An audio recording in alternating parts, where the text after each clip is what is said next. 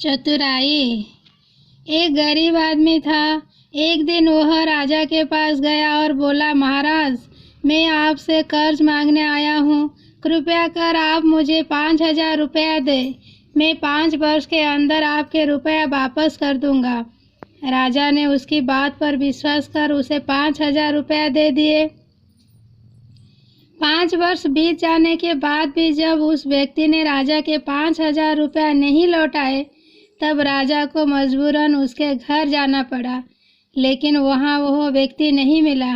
जब भी राजा वहाँ जाता, बहाना बनाकर उसे वापस भेज दिया जाता। एक दिन फिर राजा उस व्यक्ति के घर गया। वहाँ और कोई तो नहीं दिखा, एक छोटी लड़की बैठी थी।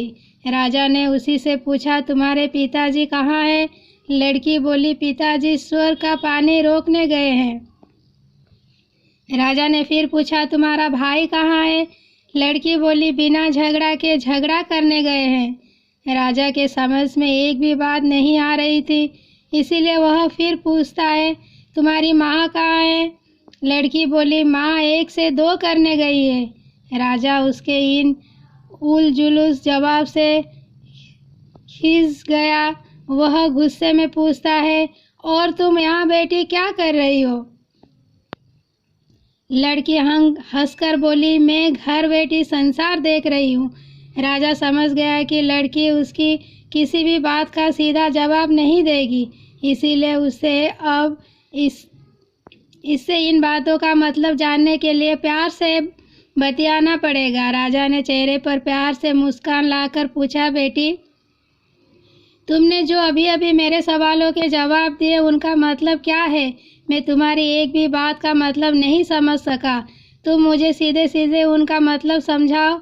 लड़की ने भी मुस्कुराकर पूछा, अगर मैं सभी बातों का मतलब समझा दूं तो आप मुझे क्या देंगे? राजा के मन में सारी बातें को जानने की तीव्र उत्कंठा थी। वह बोला, जो मांगेगी वही दूंगा। तब लड़की बोली, आप मेरे पिताजी का सारा कर्ज माफ़ कर देंगे तो मैं आपको सारी बातें का अर्थ बता दूंगी। राजा ने कहा, ठीक है, मैं तुम्हारे पिताजी का सारा कर्ज माफ़ कर दूंगा। अब तो सारी बातों का अर्थ समझा दो। लड़की बोली, महाराज, आज मैं आपको सारी बातों का अर्थ नहीं समझा सकती। कृपया कर आप कल आए, कल मैं ज़रूर बता दूंगी। राजा अगले दिन फिर उस व्यक्ति के घर आया। आज वहाँ सभी लोग मौजूद थे, वह आदमी, उसकी पत्नी, बेटा और उसकी बेटी भी। राजा को देखते ही लड़की पूछी, महाराज, आपको अपना वचन याद है ना? राजा बोला, हाँ, मुझे याद है। तुम अगर सारी बातों का अर्थ बता दो तो मैं तुम्हारे पिताजी का सारा कर्ज माफ़ कर दूंगा। लड़की बोली, सबसे पहले मैंने यह कहा था कि पिताजी स्वर्ग का पानी रोकने गए हैं। इसका मतलब था कि वर्षा हो रही थी और हमारे घर की छत से पानी टपक रहा था। पिताजी पानी रोकने के लिए छत को छा रहे थे, यानी वर्षा का पानी आसमान से ही गिरता है और हम लोग तो यही मानते हैं कि आसमान में ही स्वर्ग है।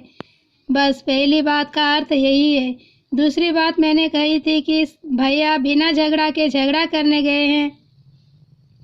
इसका मतलब था कि वे रेंगनी के कांटे को काटने गए थे। अगर कोई भी रेंगनी के कांटे को काटेगा तो उसके शरीर में जहाँ तहाँ कांटा गड़ ही जाएगा, यानी झगड़ा नहीं करने पर भी झगड़ा होगा और शरीर पर खरोंच आएगी।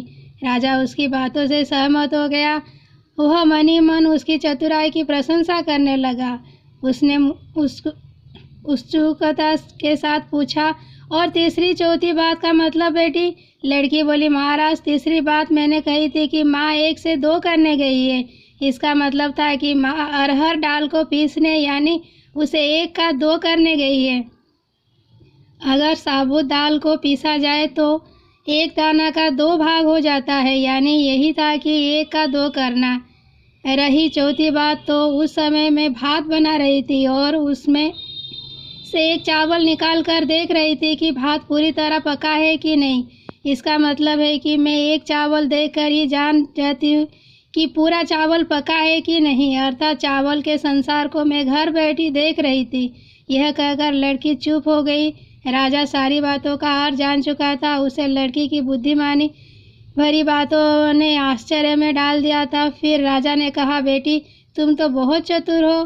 पर एक बात समझ में नहीं आई कि यह सारी बातें तो तुम मुझे कल भी बता सकती थी, फिर तुमने मुझे आज क्यों बुलाया? लड़की हंसकर बोली, मैं तो बता ही चुकी हूँ कि कल जब आप आए थे तो मैं भात बना रही थी। अगर मैं आपको अपनी बातों का मतलब समझाने लगती तो भात गीला हो जाया था या जल जाता तो माँ मुझे ज़रूर पीटती। फिर घर में कल कोई भी नहीं था। अगर मैं इनको बताती कि आपने कर्ज माफ़ कर दिया है तो ये मेरी बात का विश्वास नहीं करते। आज स्वयं आपके मुंह से सुनकर कि आपने कर्ज माफ़ कर दिया, जहां इन्हें इसका विश्वास हो जाएगा वहीं खुशी भी होगी।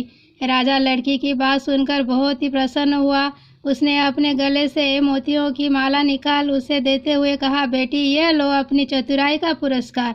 तुम्हारे पिताजी का कर्ज तो मैं माफ़ ही कर चुका हूँ। अब तुम्हें या तुम्हारे घर वालों को मुझसे बहाना बनाने नहीं पड़ेगा। अब तुम लोग निश्चिंत होकर रहो। अगर फिर कभी किसी चीज़ की ज़रूरत हो तो बेहिचक होकर मुझसे कहना। इतना कहकर राजा लड़की को आशीर्वाद देकर चला गया। लड़की के परिवार ने उसे खुशी से गले लगा लिया।